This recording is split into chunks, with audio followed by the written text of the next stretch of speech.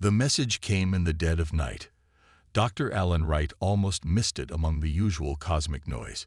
He sat up straight in his chair, coffee forgotten, as the pattern repeated. 3 pulses, then 2, then 5. A clear mathematical sequence. Not random. Not natural. Someone's calling for help, he whispered to the empty NASA control room. Within hours, the best computers on Earth were working to decode the alien language. Within days, the message became clear. A peaceful race called the Luminary was being wiped out by brutal invaders known as the Krell Dominion. The Luminary were asking, begging, for anyone to help. Dr. Wright stood before the United Earth Council, his hands shaking as he held his notes. The message is genuine, he said to the 50 men and women who governed humanity's affairs. And urgent. The Luminary have already lost 3 planets. Their homeworld could fall within months. President Laura Garcia frowned. And they're how far away? 17 light years. But the message was sent using some kind of faster-than-light technology we don't understand yet. General Frank Morgan, head of the Earth Defense Force, cleared his throat. With our current drives, we could be there in 3 weeks. A murmur ran through the room. Earth had only developed faster-than-light travel 15 years ago. Most people thought the military had just a handful of ships. Captain Samantha Rivers stepped forward from behind General Morgan. Her uniform was crisp, her posture perfect. Madam President, the EDF stands ready to respond. We can deploy immediately. Senator Ben Collins scoffed. With what? 5 ships, 10. Against an alien empire. This isn't our fight. Captain Rivers met his eyes. With all due respect, Senator, you don't know what we have. President Garcia nodded once. Clear the room. Security Council only. When only 12 people remained, General Morgan activated a holographic display showing the solar system. Then he entered a code on his wristband. Suddenly, hundreds of small dots appeared throughout the display, in Earth orbit, around Mars, hidden in the asteroid belt, and clustered near Jupiter's moons. My God, whispered Vice President Kyle Martinez. 178 combat vessels, General Morgan said, plus support ships. We've been building in secret for a decade, using hidden facilities throughout the system. The public would never have approved this kind of military spending, said Defense Secretary Amy Foster, her voice tinged with anger. Captain Rivers stepped forward again. After first contact, we knew there were other civilizations out there. Some friendly, some not. Earth needed to be ready. Ready for what? Asked Secretary Foster. For exactly this moment, said President Garcia, studying the display, when we'd need to decide if we stand by and watch an innocent civilization die, or if we stand for something more. The room fell silent. Outside the windows, regular people walked the streets of Washington, D.C., unaware that humanity's biggest decision was being made. If we do this, said General Morgan, we reveal ourselves to the galaxy. Everything changes. Captain Rivers nodded. Yes, sir. But we've been preparing for 15 years. The fleet is ready. My crew is ready. President Garcia walked slowly around the display, looking at the hidden armada Earth had built. The Luminary sent their message to every advanced civilization they knew of. Dr. Wright added quietly, no one else has responded. Captain Rivers stood taller. Let Earth be the first, Madam President. Let us be the ones who came when called. The President stopped walking. She looked at each face in the room, then nodded once. Prepare the fleet, General. Captain Rivers, you'll lead the expedition. Yes, Madam President. The world will need to be told, Vice President Martinez said. Yes, agreed President Garcia. It's time humanity knew we're not just ready for the stars. We're ready to fight for what's right among them. As the sun rose over Washington, Captain Rivers walked briskly to the waiting transport that would take her to orbital command. Her mind was already racing with preparations, with plans, with the enormous responsibility now resting on her shoulders. Earth's hidden strength was about to shock the galaxy. The massive doors of Earth's orbital shipyard slid open, revealing the EDF Defiance in all its glory. The ship stretched nearly a mile long, its dark hull reflecting the distant sun. Commander Jack Holloway stood at the viewport, watching as smaller vessels moved into formation around the flagship. "She's beautiful," said a voice behind him. Jack turned to see Captain Rivers entering the bridge. The crew snapped to attention. "At ease," she said. "Status report, Commander. All systems green, Captain. The battle group will be ready to jump in 6 hours." Around the solar system, similar scenes played out. Hidden bases on Mars opened massive hangar doors.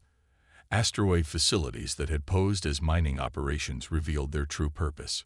Shipyards near Jupiter's moons launched vessel after vessel. In Earth orbit, Lieutenant Nicole Vasquez worked frantically in the linguistics lab.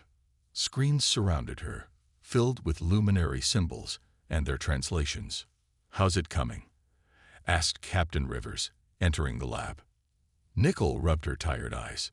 "Better than expected, Captain. Their language has mathematical patterns that make it easier to process. I've loaded the translation matrix into the fleet's computers. Will we be able to talk to them when we arrive?" "Yes, but there's more." Nicole pointed to a screen showing what looked like star maps. They included data about the Krell and other species. "The galaxy is more crowded than we thought." Captain Rivers nodded slowly, which makes it even more surprising that no one answered their call. Across the station, in a secure workshop, Chief Engineer Paul Davis made final adjustments to a sleek metal cylinder. "Is that what I think it is?" asked Commander Holloway as he entered. Paul grinned. "The XM7 gravity lance. Small enough to fit on our frigates, powerful enough to tear a cruiser in half." He patted the device. "The Krell won't know what hit them. Let's hope we don't need to use it." Paul's smile faded. "From what I've seen of the luminary data, the Krell don't leave much room for talking." In the tactical center, Intelligence Officer Heather Mitchell briefed the squadron leaders. The room was filled with men and women in uniform, their faces serious. "The Krell Dominion has conquered 3 systems in the past 5 Earth years," she explained, pointing to a 3D map. "They strip planets of resources, enslaving or eliminating native populations. The Luminari are peaceful. Their technology is advanced, but they have few weapons." A young officer raised his hand. "Do we know why the Krell are doing this?" "Expansion, resources, conquest," Heather replied. "The usual reasons empires go to war. But there's something odd about their pattern." She highlighted several star systems.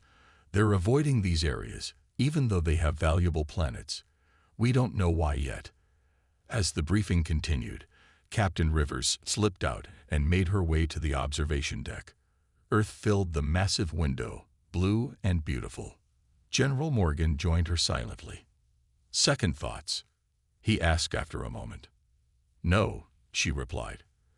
"But I keep thinking about history, about how things change in an instant. The day before Columbus reached America, the day before we split the atom, the day before we achieved faster-than-light travel, and now, the day before humanity joins an interstellar war," Morgan finished. "We've been hidden for so long, General. Building. Preparing. After tomorrow, the galaxy will know we exist. And what we stand for," added Morgan. In the distance, ships began forming into jump formation, their engines glowing bright against the blackness of space. 6 hours later, Captain Rivers stood on the bridge of the Defiance. The crew worked quietly at their stations. On the main screen, the fleet was in position. 178 warships and 50 support vessels. "All ships report ready, Captain," said Commander Holloway. Captain Rivers took a deep breath. This was the moment when everything would change. "Send to all ships," she ordered. "Execute jump sequence. Destination: Luminary Prime." The stars stretched into lines, and Earth's armada vanished into the depths of space, ready to announce humanity's arrival to an unsuspecting galaxy. Space tore open as the Earth fleet arrived at the edge of luminary space. The stars looked different here, 17 light-years from home. On the bridge of the EDF Defiance, everyone held their breath. "Jump complete," reported the navigation officer. "All ships accounted for." Captain Rivers nodded. Tactical display. The main screen lit up, showing the positions of all ships. Beyond the Earth fleet, sensors detected 2 distinct groups of vessels. The smaller group, about 30 ships, were clustered around a blue-green planet. The larger group, over 100 vessels, surrounded them in attack formation. "Luminary ships in blue, Krell in red," said Heather Mitchell, studying her console. "The Luminary are defending their home planet. They're outnumbered 3-1. "Any sign they've detected us?" asked Commander Holloway. "Not yet," said the sensor officer. "We're just at the edge of their range." Captain Rivers stood from her chair. "Now we announce ourselves. Lieutenant Vasquez, prepare to broadcast the message we discussed. All ships, combat-ready status." Throughout the fleet, crews moved with practiced efficiency. Weapon systems hummed to life. Shields strengthened. Fighters prepared in launch bays. On the Krell command ship, Supreme Commander Drav watched the luminary defensive line with contempt. His scaled face showed no emotion as reports came in. "Their shields are failing on the eastern quadrant," reported his second. "Victory is certain." "As expected," Drav said flatly. "These luminary are weak. They—" An alarm blared. A junior officer looked up in confusion. "Supreme Commander, new contacts." "Many new contacts." "What?" Drav moved to the sensor display. "How many?" "Over 200 ships, sir. They've appeared from nowhere." "Impossible." "What species?" "Unknown, sir. Design does not match any recorded vessel." For the first time in his military career, Drav felt uncertainty. "Open a channel. Let us see who dares interfere." On the Luminary command vessel, Ambassador Zelfar watched with wide, silver eyes as the unknown fleet appeared on their sensors. "Could it be?" he whispered. Someone answered our call. His aide looked doubtful. "None would come. The Galactic Concord forbids interference in regional conflicts." "Then whoa," Zelfar began, but was interrupted as a message came through on all frequencies. Captain Rivers' voice echoed across 3 fleets. "Attention all vessels. This is Captain Samantha Rivers of the Earth Defense Force. We have received the Luminary distress call and have come to offer assistance. To the Krell Dominion forces, we request an immediate cessation of hostilities and withdrawal from Luminary space." Silence followed her words. Then Commander Holloway leaned close to Rivers. "They're scanning us," he said quietly. "Both fleets." On the Krell command ship, Drav laughed. "Earth? I have never heard of this world." He studied the scans. Primitive designs. Basic metal hulls. Their weapons appear to be simple projectiles and low-grade energy beams. His second agreed. "They are no threat, Supreme Commander. Send 3 destroyers to remove them. The rest will continue the attack on the Luminary." 3 Krell ships broke formation, heading toward the Earth fleet. "Captain," said Heather Mitchell, 3 Krell vessels approaching. Weapons active." Captain Rivers nodded calmly. "Interesting that they chose to attack rather than talk." Commander Holloway's lips thinned. "Tells us something about who we're dealing with." "Indeed." Rivers straightened her uniform. "Deploy Scout Group Alpha. Defensive pattern only. Do not fire unless fired upon." 5 smaller Earth ships moved forward to meet the Krell destroyers. The lead Krell ship fired first, a bright beam of energy that should have cut through the lead Earth vessel. Instead, it dissipated against an invisible shield. "No damage to Eagle 5, reported the tactical officer. "Their weapons are not as advanced as we expected." Captain Rivers' voice was steady. "Eagle 5, you are cleared to respond." The Earth vessel fired a single shot, a small projectile that the Krell sensors barely registered. Then it struck the lead destroyer. The Krell ship split in half as if cut by a giant hand. No explosion, no fire, just a clean separation as gravity forces tore the vessel apart from the inside. On every bridge across 3 fleets, silence fell. Then Captain Rivers spoke again, her voice now heard by very attentive listeners.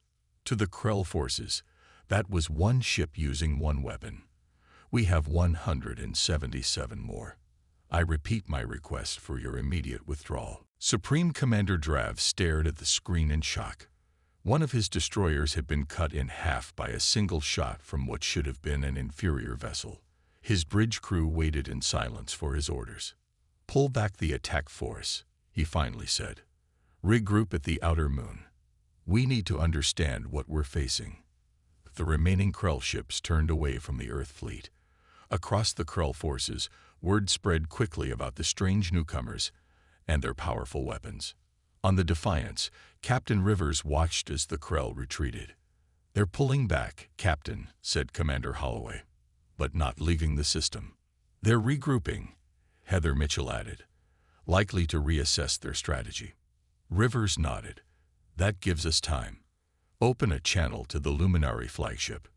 The main screen flickered, then showed a slender, silver-skinned being with large, iridescent eyes. Ambassador Zelthar bowed slightly. Captain Rivers of Earth, he said, his voice melodic even through the translator. You cannot know what your arrival means to us. We had lost hope. We're glad we could help, Ambassador, Rivers replied. We'd like to send a team to meet with you and discuss how we can work together against the Krell. Yes, please come. Zelfar's eyes seemed to shimmer with emotion. There is much to explain. An hour later, Captain Rivers, Lieutenant Vasquez, and Commander Holloway sat in a circular room aboard the Luminary flagship. The walls glowed with soft blue light. Ambassador Zelfar and 3 other Luminary joined them. We sent our distress call to 12 advanced civilizations, Zelfar explained. All members of the Galactic Concord. None responded. Why? Asked Rivers. Zelfar's silver skin darkened slightly, a sign of sadness, Vasquez realized. The Concord has a doctrine of non-interference in what they call regional conflicts. They consider us too primitive to warrant protection. Primitive? Holloway frowned. Your faster-than-light communication technology is more advanced than ours. Yes, but we lack weapons, said another luminary named Elan. The Concord values military power above all. They claim to be peaceful, but they respect only strength. Lieutenant Vasquez leaned forward. You know much about these other species. Will you share this information? It would help us understand the situation better. Of course, said Zelfar. Everything we have is yours. Back on the Defiance, Chief Engineer Paul Davis worked with a team of luminary scientists. They gathered around a holographic display showing the combined defense networks. Your shields are impressive, said the lead luminary scientist. Far more advanced than the Krell expected. Paul nodded. But your communication systems are beyond anything we've developed. If we combine our technologies, we might stand a chance, the scientist finished. In a quiet corner of the ship, Heather Mitchell reviewed data files the luminary had shared. Her eyes widened as patterns emerged. Captain, she called over the comm. I found something important. When Rivers arrived, Mitchell pointed to star charts showing Krell conquest patterns. The Krell are being directed, she explained. See these systems they avoid. All have connections to more advanced species.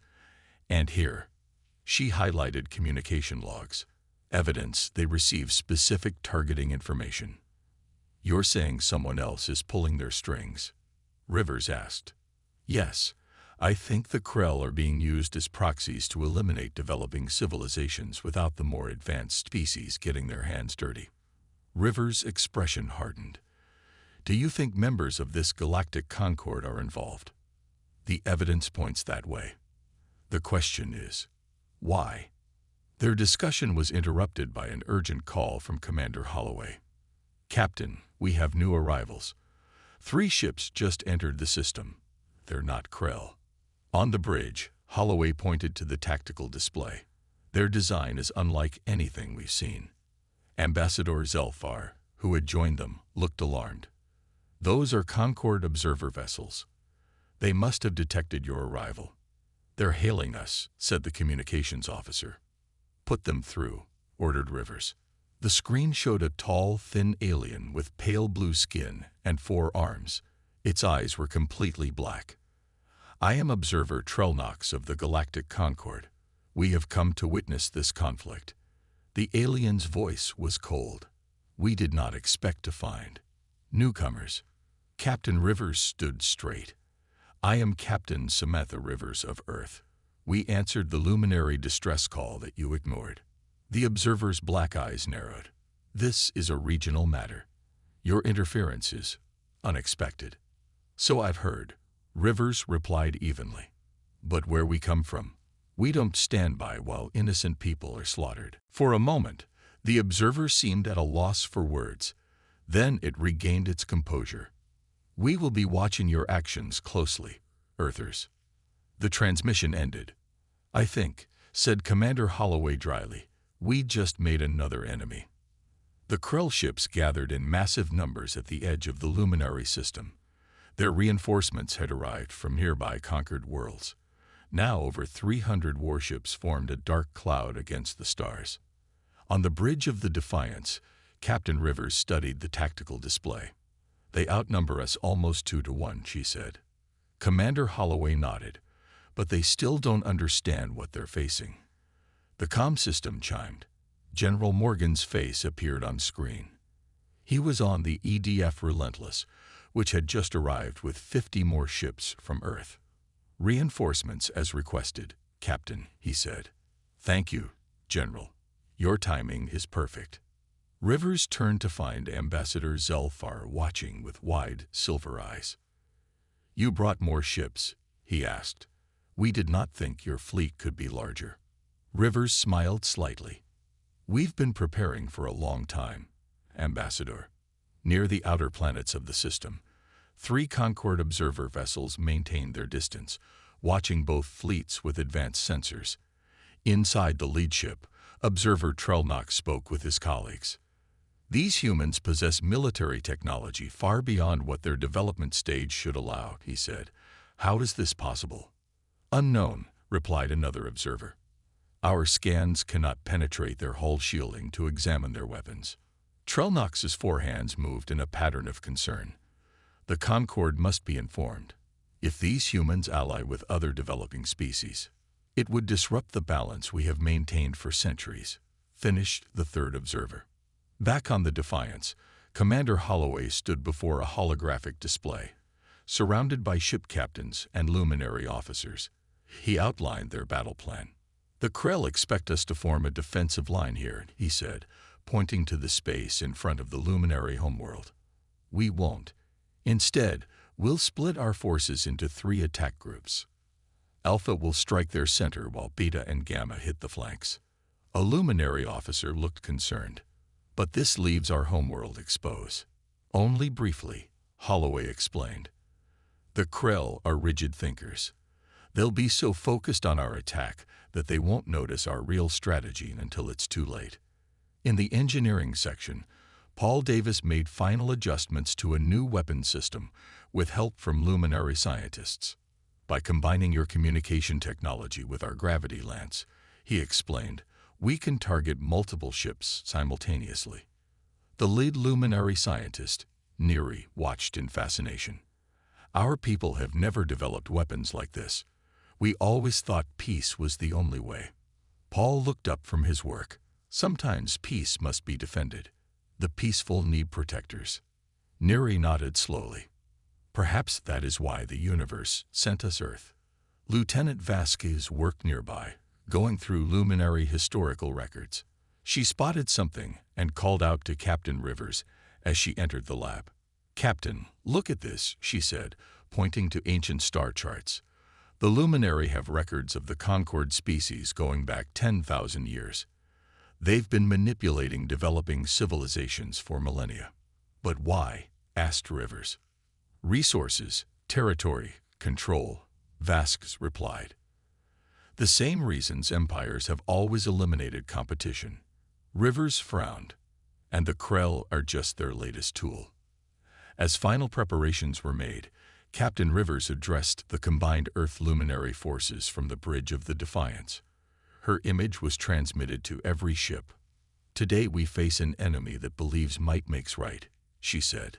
"The Krell and their hidden masters think developing species like the luminary, and perhaps humans, don't deserve a place at the galactic table." She paused, looking at the faces of her crew around her. They're about to learn how wrong they are. Earth has never backed down from bullies, whether they're from our own world or from the stars. We fight not just for the luminary today, but for the right of every peaceful species to exist without fear. Throughout both fleets, humans and luminary prepared for battle. On the Krell command ship, Supreme Commander Drav received new orders from a secure transmission. The source was hidden, but the message was clear. The humans must be eliminated completely. Their technology cannot be allowed to spread. Drav bared his teeth in a savage grin. "Prepare the solar disruptors," he ordered. "If we cannot defeat them in battle, we will make their new allies watch as their sun dies."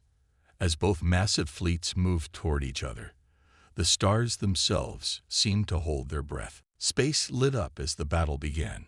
Earth ships moved in perfect formation, breaking into three groups just as Commander Holloway had planned. The Krell fleet, larger but less agile, tried to adjust. Alpha Group, engage Central Force, ordered Captain Rivers from the bridge of the Defiance. Beta and Gamma, begin flanking maneuvers. The Krell opened fire first. Energy beams and plasma bursts flew toward the Earth ships. But the human vessels seemed to dance between the attacks, their shields absorbing what hits did land. Earth's weapons answered. Gravity lances tore through Krell warships. Advanced missiles tracked their targets with impossible precision. Fighter craft swarmed from larger vessels, piloted by humans who flew with a creativity the Krell had never encountered. On the Krell command ship, Supreme Commander Drav watched in growing alarm. "They're not fighting like any species we know," he growled. "There's no pattern, no predictable formations." "Sir, their small ships are breaking through our lines," reported a junior officer. "They're targeting our command vessels specifically." Drav slammed his fist on the console. "How do they know which ships to target? Our command signals are encrypted." "Unknown, sir, but they seem to know our battle doctrine better than we do." In fact, Heather Mitchell had spent the previous day analyzing Krell communications with the help of luminary data. She'd identified patterns that revealed their command structure, and now she fed that information directly to Earth's pilots. "Focus on the ships transmitting these frequencies," she instructed from her station on the Defiance. "Those are their coordinators." Throughout the battle, the observer ships from the Galactic Concord watched in stunned silence. They recorded everything, transmitting data back to their superiors. "The humans fight like nothing we've seen," Observer Trelnock said. "They adapt instantly. They use unpredictable tactics. And their technology," added another observer. "It should not be possible for such a young species." As the battle raged, Commander Holloway noticed a group of Krell ships breaking away from the main fight. They moved toward the edge of the system, away from Luminary Prime. "Captain," he called to Rivers, 6 heavy cruisers moving to Sector 7. "They're not engaging." Heather Mitchell quickly analyzed their course. "They're heading toward the luminary sun." Her eyes widened. "The solar disruptors. They're going to attack the star itself." Captain Rivers didn't hesitate. "Commander, take the Defiance and stop those ships. I'll coordinate the main battle from here." "Yes, Captain." The Defiance broke from the formation, its engines flaring as it pursued the Krell cruisers. Aboard the ship, Chief Engineer Paul Davis rushed to the bridge. "Captain," he said, slightly out of breath, "if they're using solar disruptors, we don't have much time. Those weapons destabilize a star's core. Once activated, we would have hours at most before the sun goes supernova." Rivers' face hardened. "Then we stop them before they can deploy. All weapons, target the lead cruiser." The Defiance fired, its main guns sending streaks of energy toward the Krell ships. Two smaller Earth vessels joined the pursuit, adding their firepower. But the Krell had planned for this. The 6 cruisers suddenly split apart, each taking a different direction. All 6 would need to be stopped. "They're separating," said Commander Holloway. "Each one could have a disruptor." Paul Davis studied the sensor readings. "There," he said, pointing to one ship. "That one has the strongest energy signature. That's the primary device." Captain Rivers nodded. "Focus on that one. Lieutenant Vasquez, get me a channel to all our nearby ships."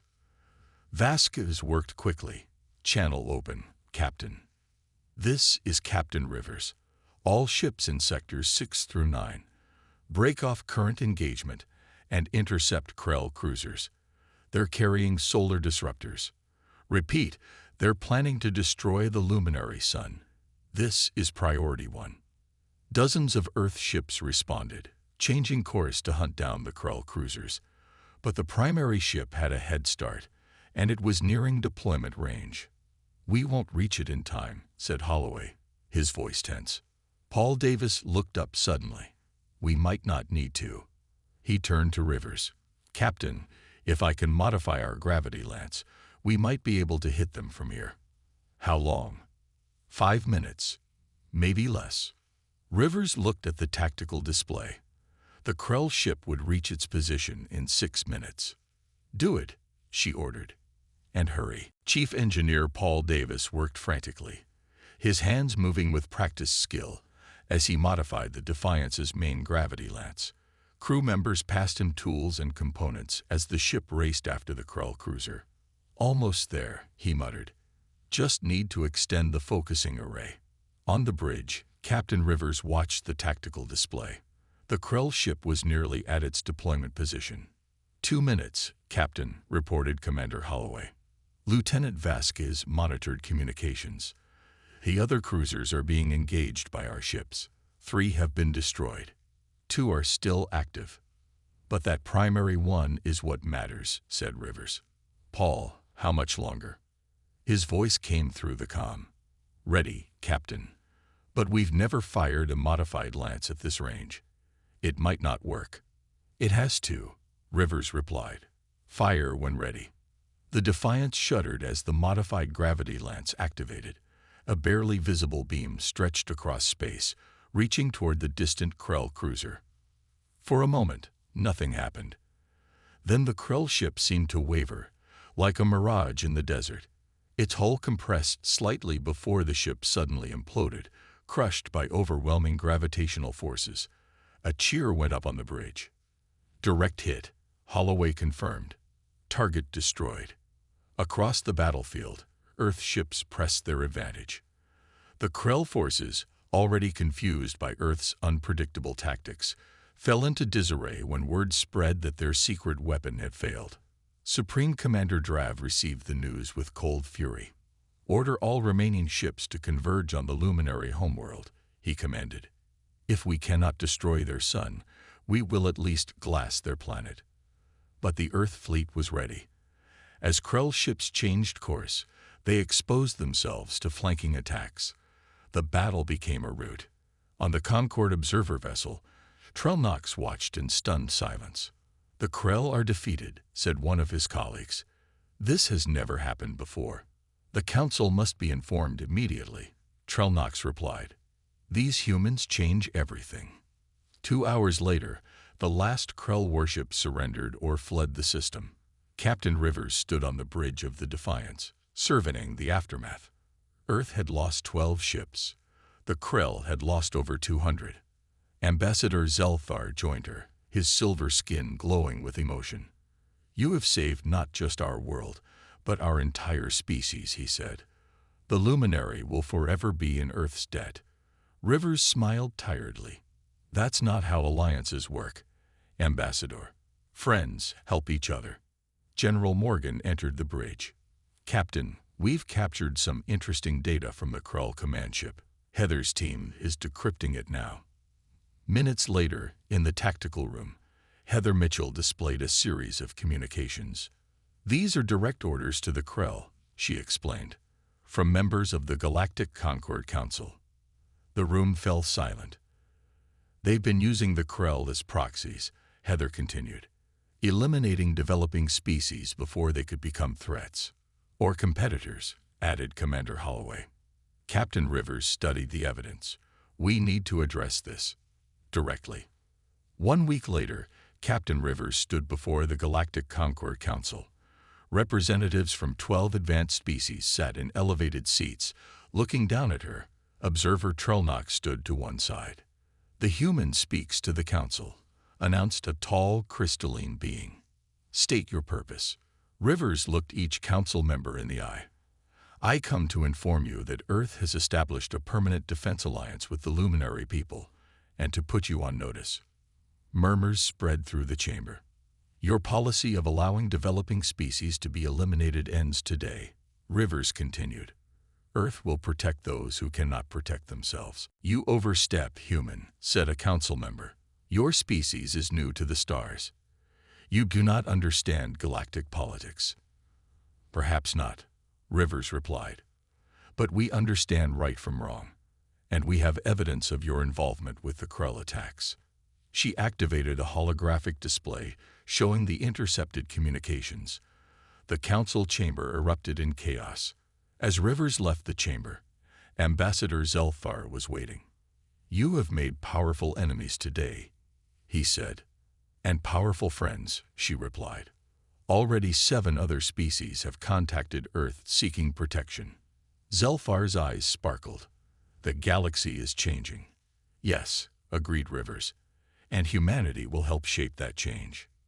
Aboard the Defiance, Commander Holloway watched as Earth ships began constructing a permanent defense station in orbit around Luminary Prime.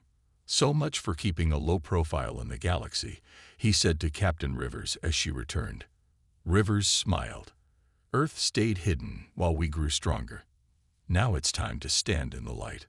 She looked out at the stars, no longer distant and unreachable, but full of both danger and promise. And to remind the galaxy that sometimes help arrives when you least expect it.